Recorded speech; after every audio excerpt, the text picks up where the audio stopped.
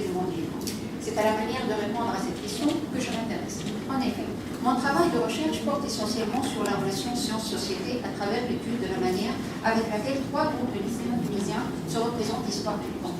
Selon une approche fixiste-créationniste où les êtres vivants ont été créés séparément, ou bien selon une approche transformiste évolutionniste où les êtres vivants ont évolué par transformation lente à partir d'un ancêtre commun.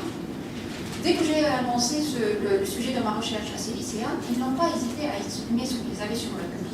Madame, je n'accepte pas comme manque de respect à ma mère, parce que moi, je descends de ma mère, je ne descends pas d'un singe.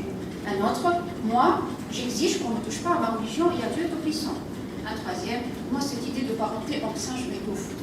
Cette manière de voir les choses me rappelle la célèbre parabole du réverbère d'Abraham Kaplan, que certains parmi nous la connaissent certainement.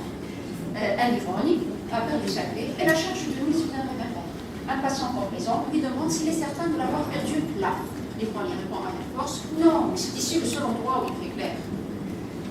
Les dangers de l'acceptabilité facile d'une explication qui ne fait pas travailler la pensée réflexive et critique menacent de plus en plus nos jeunes avec la montée de l'intégrisme. D'un côté, les fondamentalistes religieux qui prétendent défendre l'islam oublient que le Coran incite au savoir et que dès le IIe siècle, Averroès écrivait que lorsqu'une contradiction se manifeste entre la connaissance rationnelle du monde et notre manière d'interpréter la vérité révélée, elle est due à une erreur dans notre interprétation.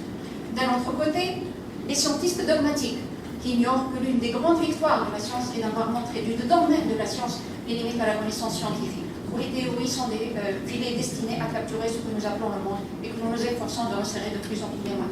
Il ignore aussi que ce dogmatisme conduit à un retour de manivelle contre la science et donne des raisons supplémentaires aux fondamentalistes religieux pour rappeler au djihad et recruter des jeunes pour porter les armes, tuer et être. Et nous, que faisons-nous dans tout cela? Comptons-nous mort et guetter les attentats? Non. Nous, enseignants, chercheurs, défenseurs de la pensée libre, nous avons un rôle salvateur. Certes pas pour demain, mais il faut miser sur les générations futures. Alors la prière est celle des discours. Et un changement dans l'ordre des discours suppose des transformations dans une pratique. Je reviens alors à mes trois groupes de lycéens pour présenter ce que je propose comme transformation dans la pratique scolaire.